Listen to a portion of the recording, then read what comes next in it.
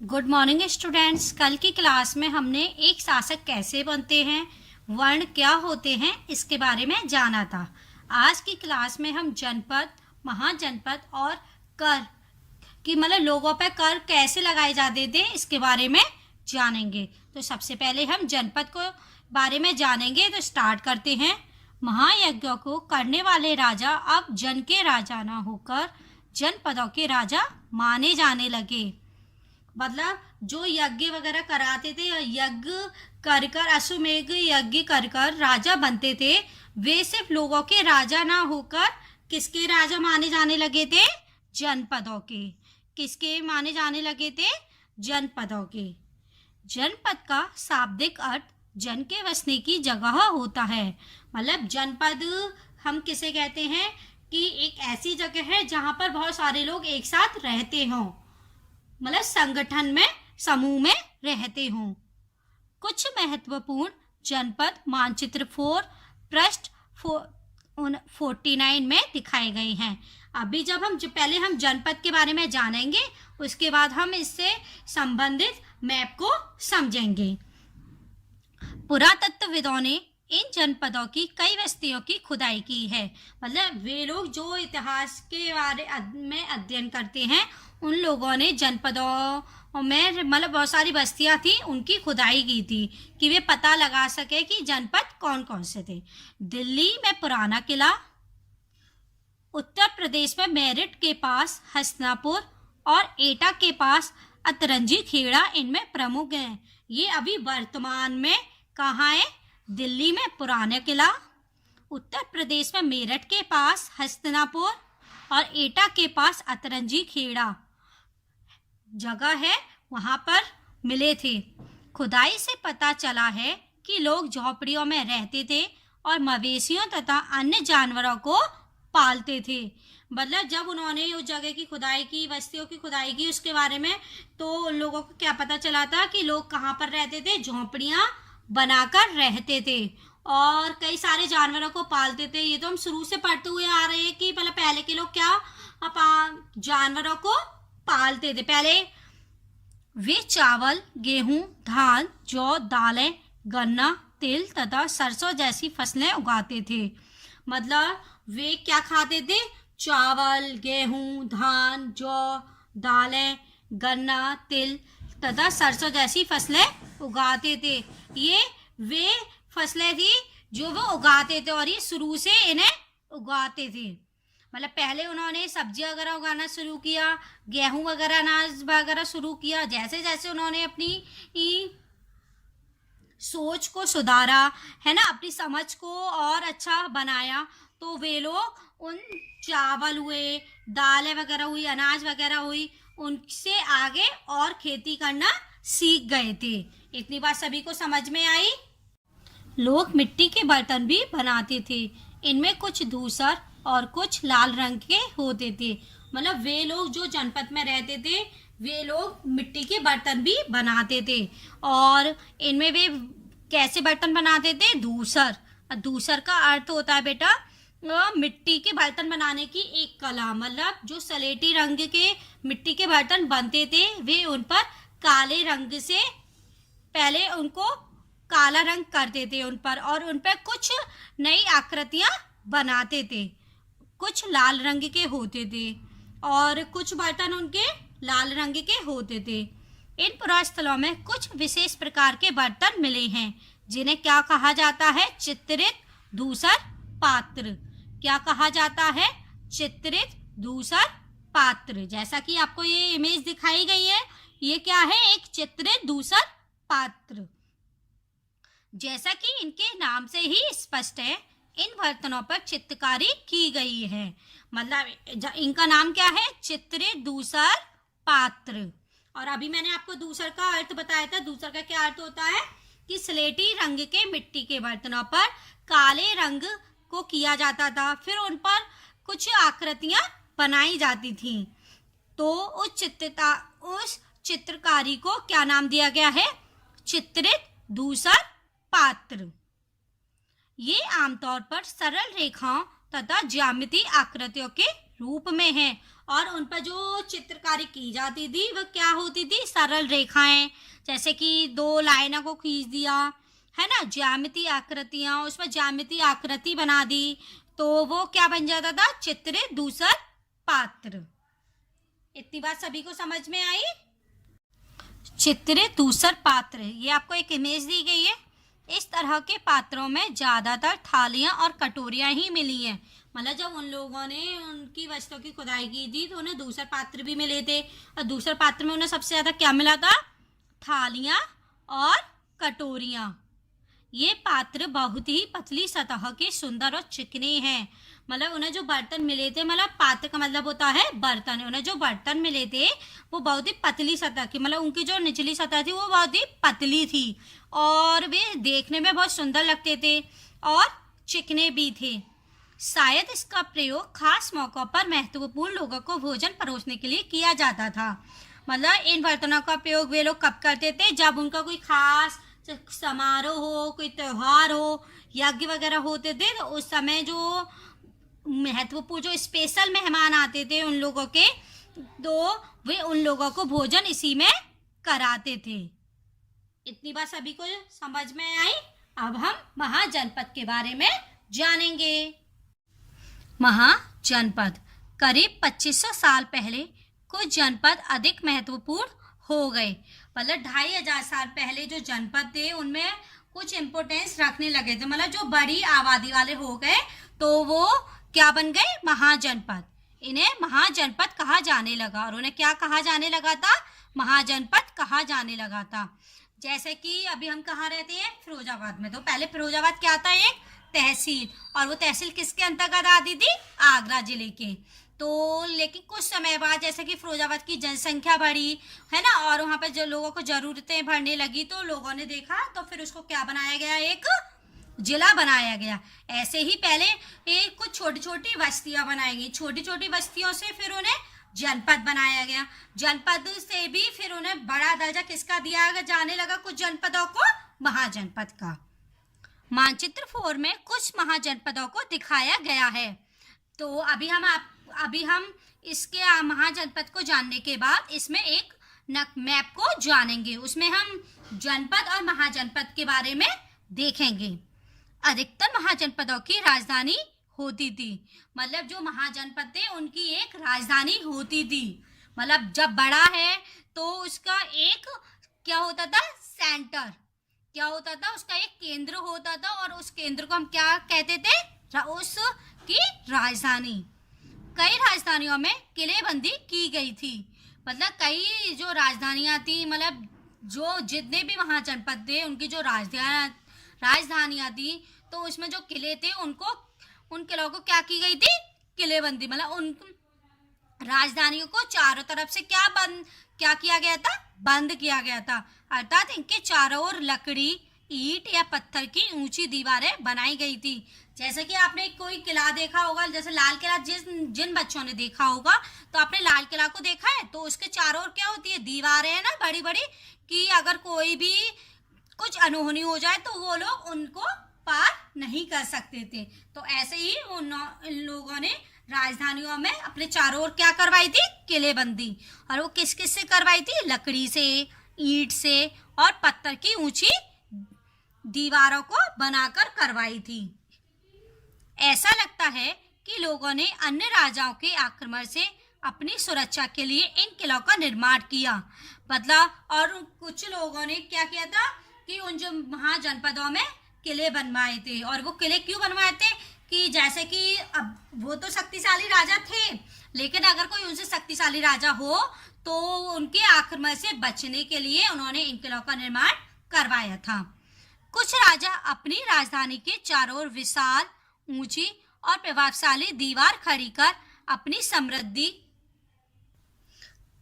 और शक्ति का प्रदर्शन भी करते थे। मतलब कुछ लोग ऐसे थे कि वे अपनी मतलब किले को बनवाकर उसके चारों ओर के ऊंची ऊंची दीवारें बनवाकर अपनी समृद्धि, मतलब अपनी शान शौकत का प्रदर्शन भी करते थे।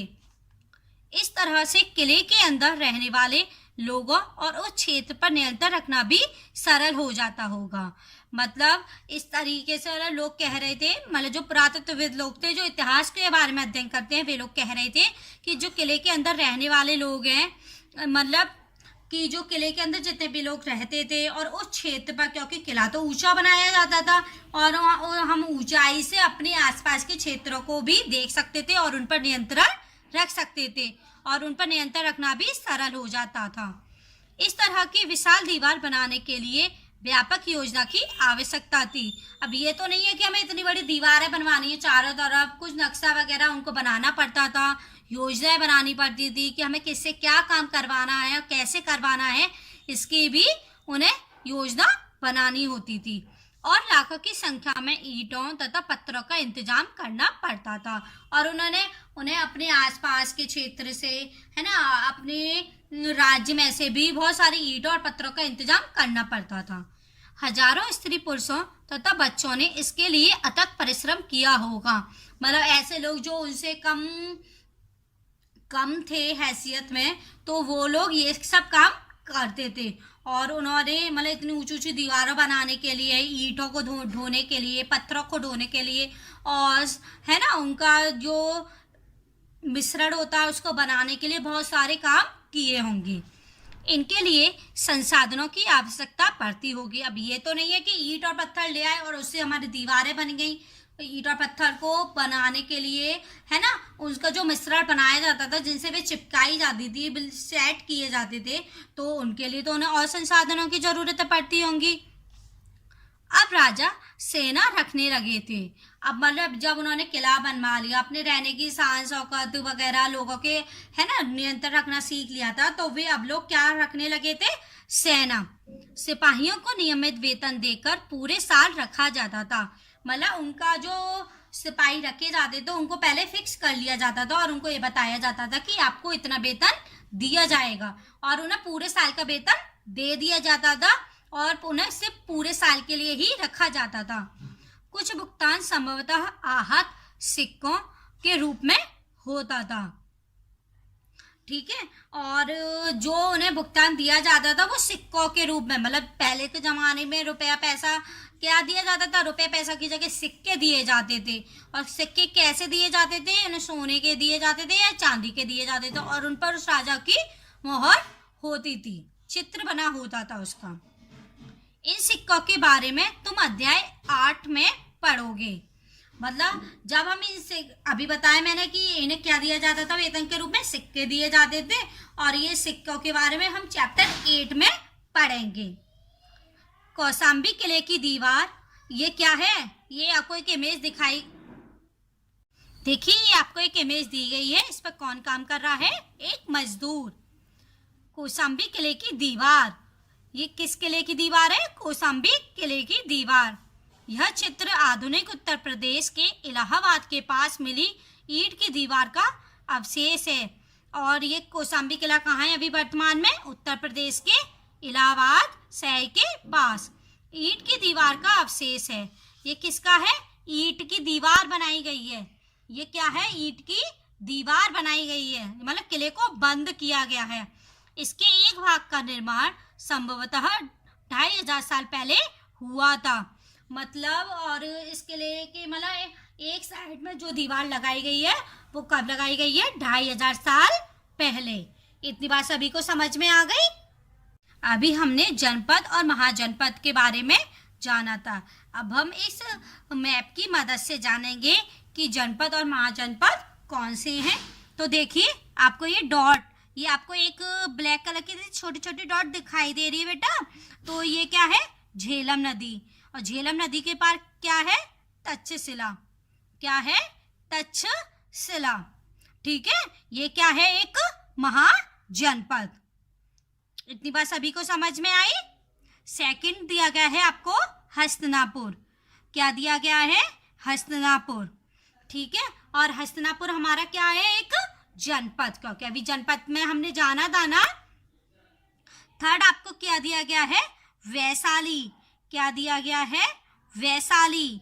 और वैशाली क्या है हमारा? महाजनपद। क्या है? महाजनपद। फिर आपको दिया गया है कौशाम्बी। क्या है ये? कौशाम्बी। और कौशाम्बी हमारा क्या है? एक महाजनपद। क्या है कौशाम्बी? हमारा महाजनपद। मगध। मगध प्राचीन भारत का सबसे पहला बड़ा राज्य था ना, तो यहाँ पर मगध को भी क्या दिया गया है? एक महाजनपद का दर्जा दिया गया है। क्या दिया गया है? महाजनपद का दर्जा दिया गया है। फिर आपको दिया गया है उज्जैन। क्या दिया गया है? उज्जैन। और उज्जैन कहाँ है? नर्मदा नदी के पास और अवंती, है ना। तो ये कहाँ है? उज्जैन नर्मदा नदी और अवंती के पास। तो उज्जैन हमारा क्या है? एक महाजनपद। क्या है? एक महाजनपद। क्योंकि हमारे जनपद कौन कौन से हैं? दिल्ली में पुराना किला, उत्तर प्रदेश में मेरठ के पास हस्तिनापुर। हस्तिनापुर क्या है? हमारा जनपद है। और एटा के पास अतरंजी खेड़ा। तो इसमें आपको सिर्फ 2 क्या दिए गए हैं? जनपद दिए गए हैं, और बाकी के सभी हमारे क्या है इसमें? महाजनपद। इतनी बात सभी को समझ में आ गई। अब हम कर के बारे में जानेंगे। कर। अब हम किसके बारे में जानेंगे? कर के बारे में जानेंगे कि कर क्या होते हैं और कैसे लगाए जाते हैं। महाजनपदों के राजा विशाल किले बनवाते थे। मतलब जो महाजनपद के राजा थे, वो मैंने अभी आपको बताया था कि वो बड़े बड़े किलों को बनवाते थे। किसके लिए? अपने राज्य की सुरक्षा के लिए, और बड़ी सेना रखते थे। तो जब वे किले बनवा रहे थे तो उस किले की देख रेख के लिए, है ना, और अपनी रक्षा के लिए बड़ी सेना रखते थे। इसलिए उन्हें प्रचुर संसाधनों की आवश्यकता होती थी। जब वे इतना बड़ी सेना रख रहे हैं, इतने बड़े विशाल किले की रक्षा करवा रहे हैं, अपनी सुरक्षा करवा रहे हैं, तो उन लोगों को संसाधनों की जरूरत तो होती थी। इसके लिए उन्हें कर्मचारियों की भी आवश्यकता होती थी, और इन सभी का ख्याल रखने के लिए भी उन्हें और लोग चाहिए होते थे। अतः महाजनपदों के राजा लोगों द्वारा समय समय पर लाए गए उपहारों पर निर्भर न रहकर अब नियमित रूप से कर वसूलने लगे थे। मतलब कि महाजनपद के राजा की, मतलब जैसे कि उनके यहाँ पे कोई भी अफसर होता था तो वे एक राजा से दूसरे राजा इन सभी को बुलाते थे, और वे लोग उनके, जब हम किसी से मिलने जाते हैं तो हम उनके लिए उपहार ले जाते हैं। ऐसे ही वे राजा भी उन राजाओं के लिए उपहार लाते थे। तो वे अब ये सोचने लगे कि इन उपहारों से हमारा तो काम नहीं चलेगा, तो इसके लिए वे वहाँ की जनता से, मतलब अपने राज्य की जनता से कर वसूलने लग गए थे। फसलों पर लगाए गए कर सबसे महत्वपूर्ण थे। मतलब उन्होंने फसलों पर भी कर लगाना शुरू कर दिया था, क्योंकि पहले के लोग क्या होते थे? किसान होते थे ना, कृषि करते थे सबसे ज्यादा, क्योंकि अधिकांश लोग कृषक ही थे। क्योंकि अधिकतर लोग क्या थे? अभी मैंने आपको बताया, किसान ही थे। प्राय उपज का 1/6वां हिस्सा कर के रूप में निर्धारित किया जाता था, जिसे भाग कहा जाता था। मतलब अगर किसी का इतनी उपज हुई है, जितनी उपज हुई है उसका कितना हिस्सा देना होता था उनको? 1/6।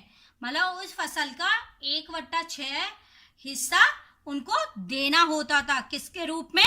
कर के रूप में। और उस कर को हम क्या कहते थे? भाग। क्या कहते थे? भाग। सेकंड आपको दिया गया है, कारीगरों के ऊपर भी कर लगाए गए, जो प्राय श्रम के रूप में चुकाए जाते थे। मतलब वो जो कारीगर, जैसे कोई मूर्तिकार है ना, बर्तन बनाने वाला है, तो वो क्या करते थे? उन्होंने उनके ऊपर भी कर लगा दिए, और वे उन करों को कैसे चुकाते थे? श्रम, मतलब उनके यहाँ पर काम कर कर। जैसे कि एक बुनकर, लोहार या सुनार को राजा के लिए महीने में 1 दिन काम करना पड़ता था।